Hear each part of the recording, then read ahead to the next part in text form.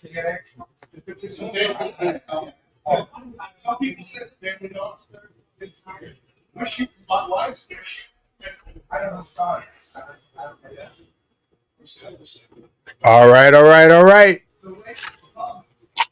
We are live, and I'm already duo interstatal with Clark and Kevin. Dialing it up. All right, give it another minute or so, another couple of seconds, actually, not minutes, because minutes are precious on Angie's angles. All right. All right, here we go.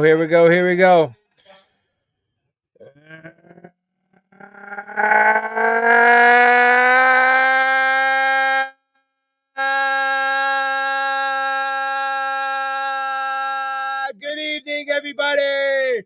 Welcome to another edition of Angie's Angles, coming to you live from Smoke Therapy, 215 Ronkonkoma Avenue, Ronkonkoma, New York. It is August the 29th in the year of my Lord, 2024. Holy Hannah. Summer is over, everybody. September, Labor Day is right around the corner. We got the dog days of summer. We got the New York Pyrites playing. And let's jump right into it. Allow me to recognize my friends, Clark, Kevin, Harold. You are making me try interstatal. And this time next week, God willing, we're going to be coming to you hopefully live from Greece at 3:30 in the morning, Greece time. If you know what I mean. Linda, I am quadruple interstatal. Thanks for signing on, Linda. I appreciate you. And Linda, I notice you're on YouTube. Good job. Way to go. So let's get right into it, everybody, if we can. So those that follow the game of baseball, and Kevin put a little different twist on it, that made me say, But I didn't like it. I didn't care for it at all, okay? So there was a ball game in Chicago, and Steele was on the mound, and guess what he had on his fingers? The magic sticky stuff, i.e. Edwin Diaz.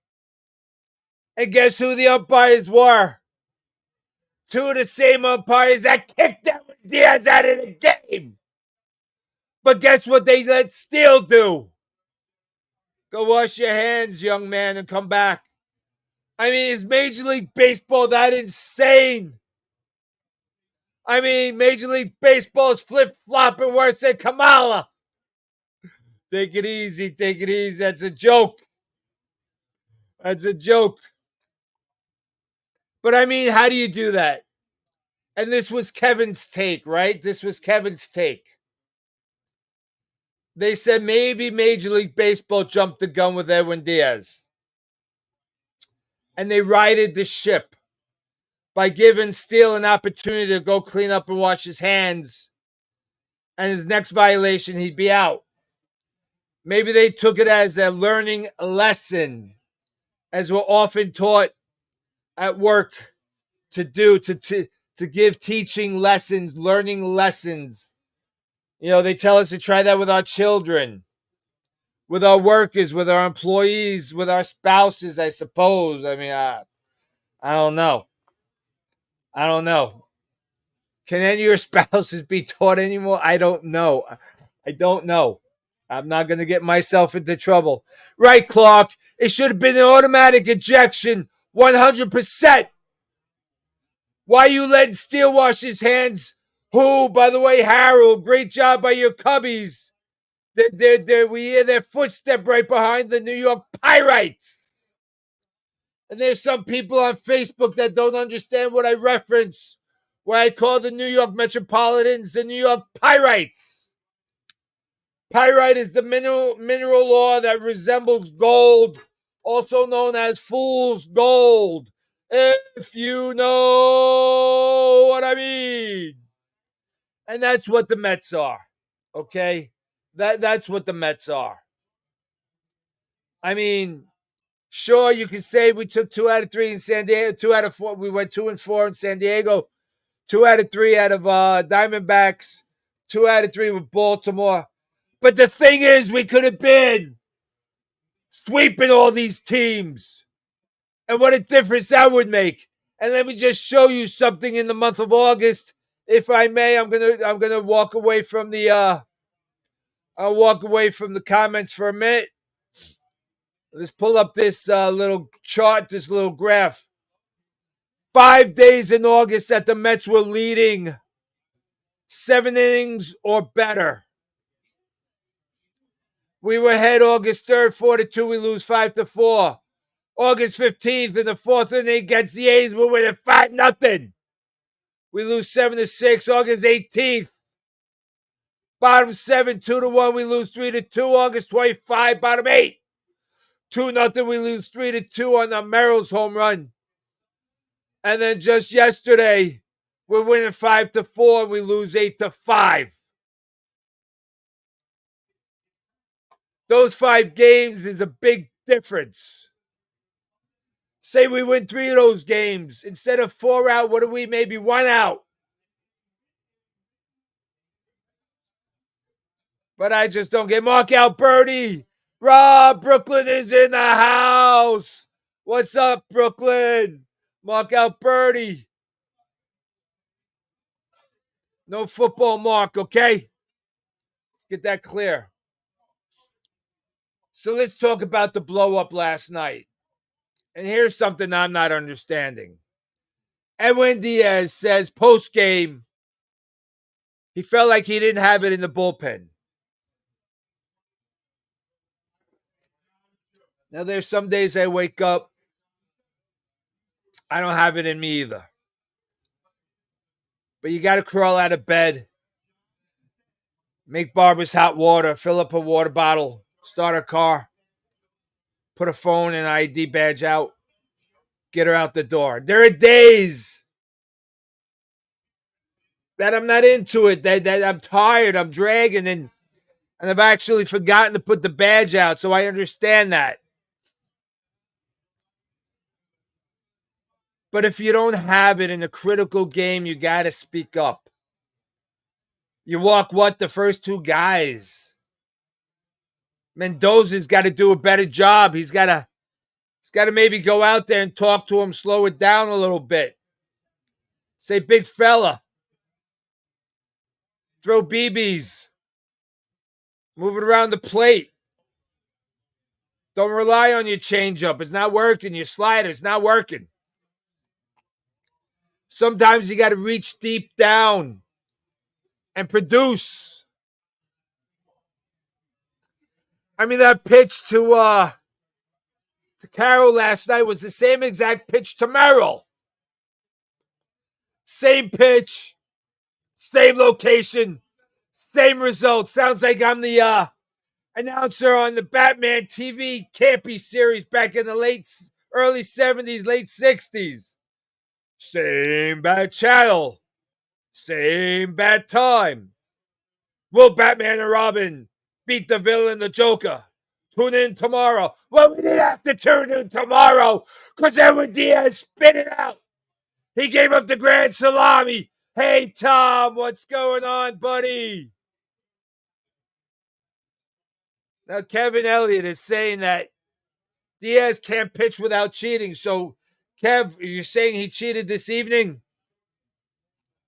I don't think he cheated tonight. I think he was throwing BBs tonight. He was pinpointing everything. It was fantastic. I think he threw 2 sliders today. Those. And he threw a couple inside that moved him off the plate. That made him think about something. Yeah, Kevin, we can talk stats all day long. I don't disagree that Diaz has 1 good year out of 5. I agree with you. That is not the point we're trying to make here. He's our closer. We're going to live or die with or without him. That's just fact, Kevin. We can't get away from that.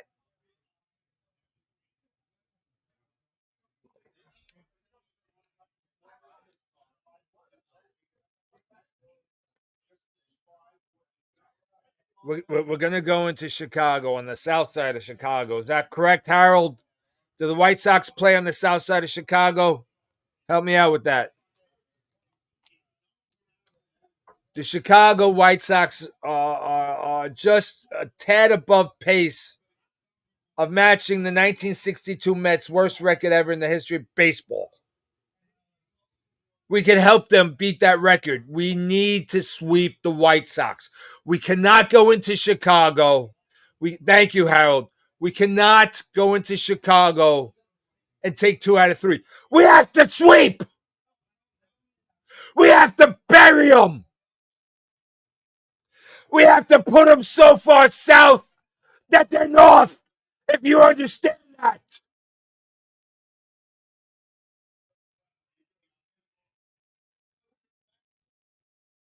We cannot allow ourselves, with today's victory, to sit back on our laurels and say this is guaranteed, easy peasy, 1, 2, 3, we're going to win.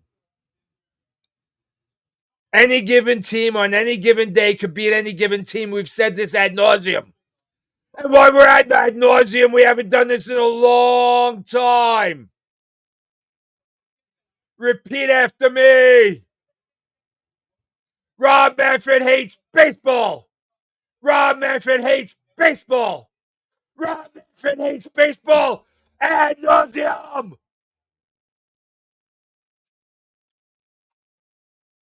For God's sakes.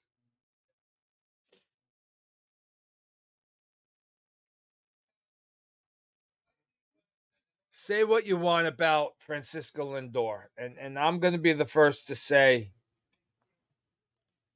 I, too, was booing the hell out of him. April, May. But the guy deserves a ton of credit. Ton of credit. The Boo Birds were out.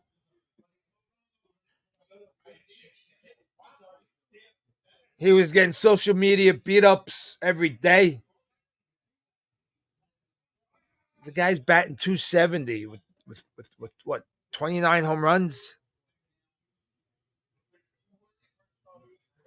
I mean, from where he came from, holy smokes. And as much as hashtag Nimmo sucks, looks like he found the hitting stroke again. Thank goodness. But we have to play Taylor more. We have to play Iglesias every single day. That guy's a gamer. Mark Brooks, my brother from another. I am quintuple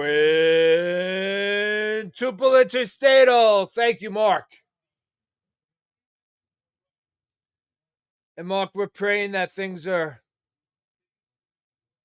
getting back to as normal could be for the Brooks family. Again, everybody here on Angie's Angles is aware that the Brooks family's house got burnt down by an arson. He's in custody, and we're praying that they throw the book at him and maybe even the kitchen sink.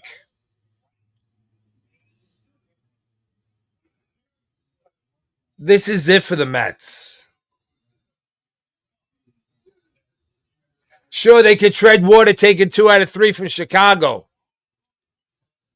But if they go 1-3 in Chicago, and again, I said this last week, the Mets are not a playoff team. They're not consistent enough to be a playoff team. Sure, you got the wild card.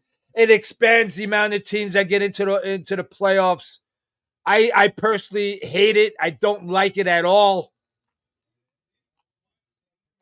But that's baseball today, sadly enough. Guinness brought to you by my local mobile mart right down the block.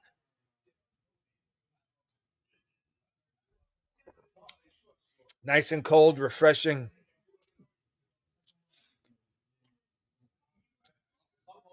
If you're the New York Mets and you're on the plane tonight, head to Chicago,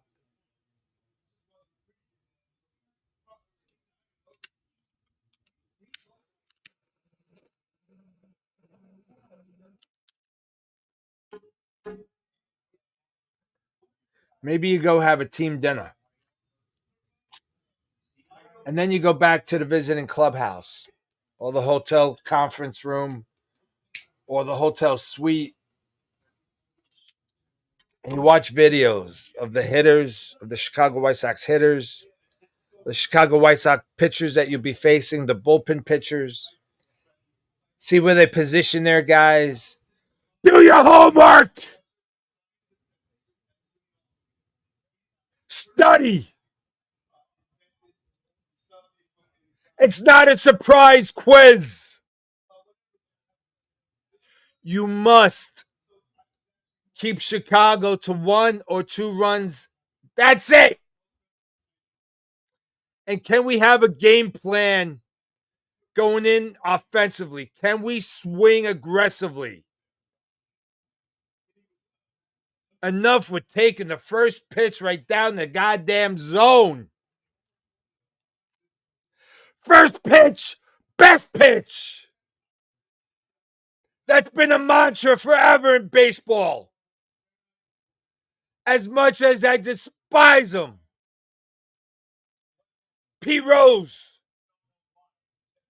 First pitch swinging if he liked it.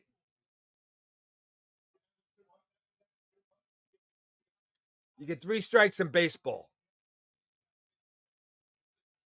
Why do you want to give strike 1 to the pitcher 0-1? Why? You're already in the hole if you take that approach. And can we? When was the last time you saw Carlos freaking Mendoza who put on a hit and run?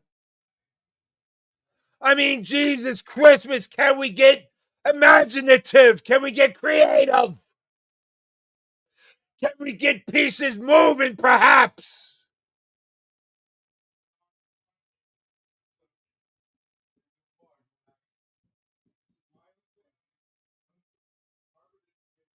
You know how every year the Mets have being an announcer for a day, and that kid did a great job. If you didn't get a chance to watch that kid was phenomenal. He was fantastic. He's got a future, that kid. How about coach for a day? I'll be the hitting coach for a day. Believe you me, we'll score crooked numbers immediately, if not sooner. And Starling Marte, what are you swinging at? Stevie Effin Wonder had a better chance of hitting a baseball today than you did, Marte. Holy crap. I mean, I don't know. Maybe he's trying to imitate Pete Alonso.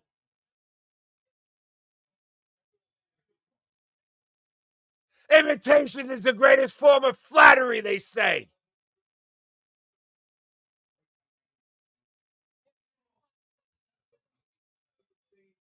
I mean, if you're not prepared, if your timing is not there, you got to spend time in the cage stalling Marte because those 2 balls were on the south side of Chicago that you swung at. Absolutely awful, I tell you.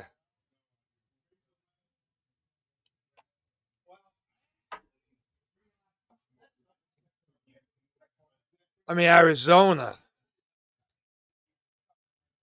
Can you imagine if we swept Arizona? And I know I'm talking about what ifs and past tense and perhaps even fairyland, fairy tales, I'm telling maybe. But we had that game last night. That was our game to win. We came back. We grinded. And then Diaz comes in. Yeah, I don't have my best stuff tonight, fellas. And let me tell you something I thought of. Things worked out today, thankfully. And to a man, the team backed Diaz. If I'm Carlos Mendoza, And this is where you need to freaking get creative. This is where you need to think outside the box, Carlos Mendoza. You know where I would have had Edwin Diaz today to start the game? You know where I would have had? Right on the bench, in the dugout amongst his teammates who had his back last night. Let him get a little loosey-goosey. Let him see the game from the dugout. Give him a little taste of camaraderie, not, dwelling in the bullpen.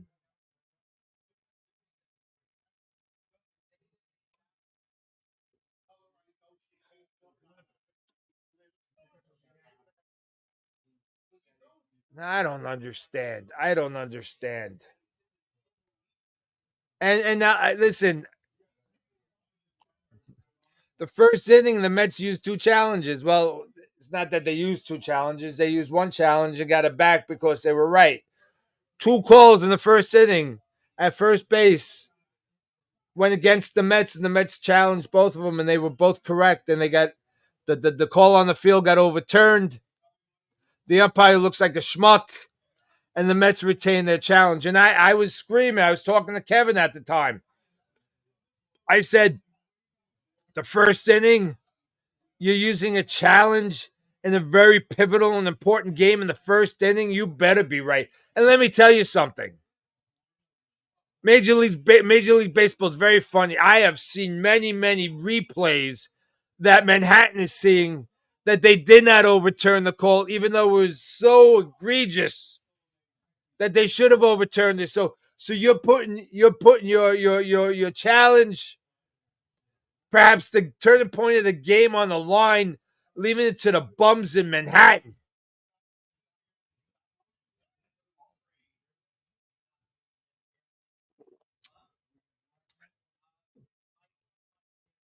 Programming note. The next 2 weeks, I intend to be here on Thursday night at 8:30 Eastern Standard Time. As I said, hey, Dino, what's up, buddy? How are you, Dean? Nice to see you, my friend. So this time next week and the week after, Barb, I, and Angie, as Angie starts his new chapter in Greece, the American College of Greece, studying biomed.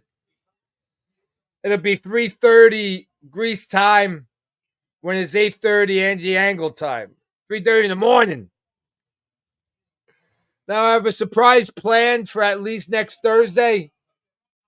I'll have to figure out the following Thursday where I'm going to be. I'll be in Greece. I just don't know where. We have to understand what our responsibilities are at the college.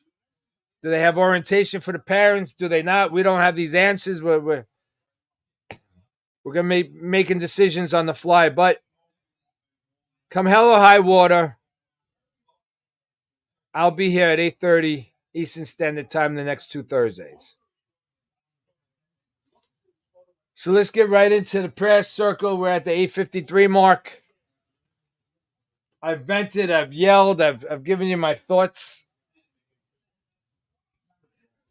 I got a little hat head. This week we're praying for the following people.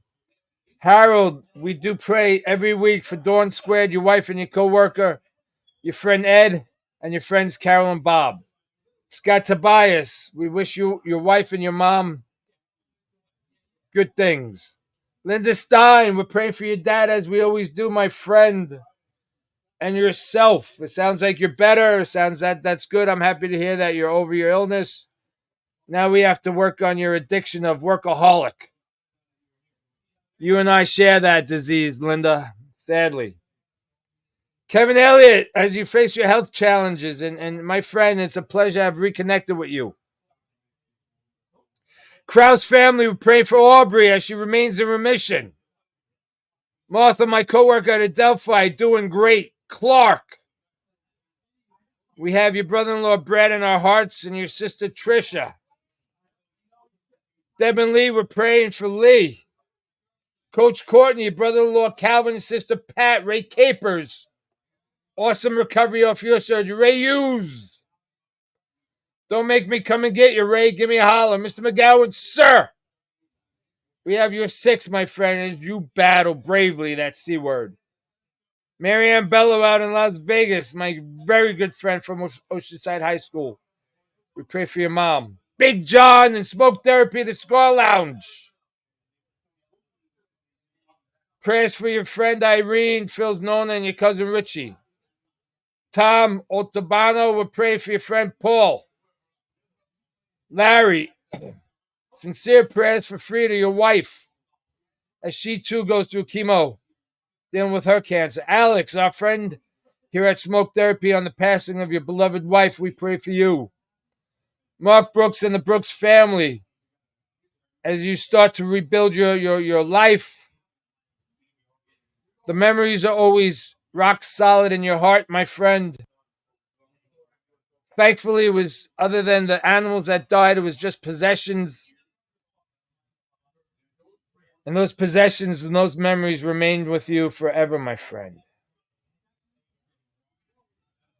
We're praying for my good friend Pete and his wife Shannon, as they're dealing with some nonsense out where they live.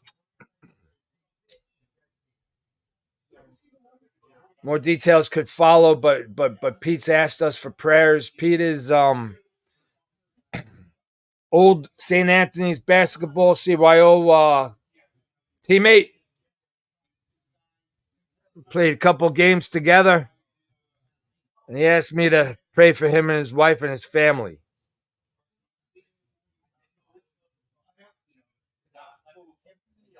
Let's pray for all the kids starting college. And that goes for my sons.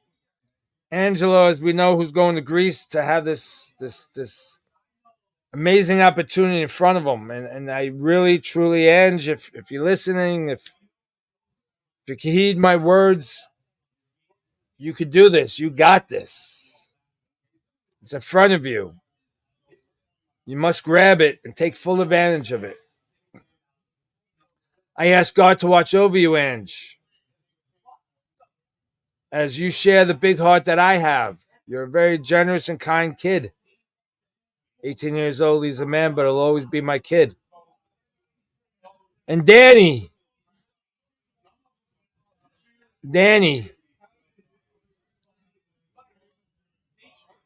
as you start St. Joseph's College with your accounting degree, and also trying out for the baseball team. Yes, you're on the team as it is, and you told me there'll be cuts coming in the middle of October.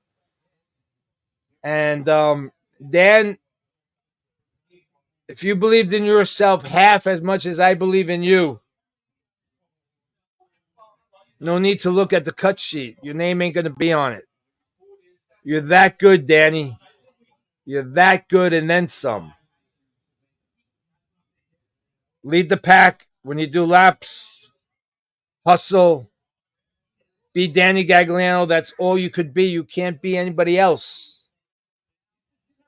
If you remain true to yourself and be who you are, no way you could get cut. Believe in yourself. Like I believe in you. We're at day 58, Mark. We appreciate it. I'm going to have to get very creative coming to you live from Greece next week. I will advertise. I will remind you. I will keep you up to date. This has been Angie's Angles, coming to you live from Smoke Therapy, 215 Ronkonkoma Avenue, Ronkonkoma, New York. Good night. God bless. I love you.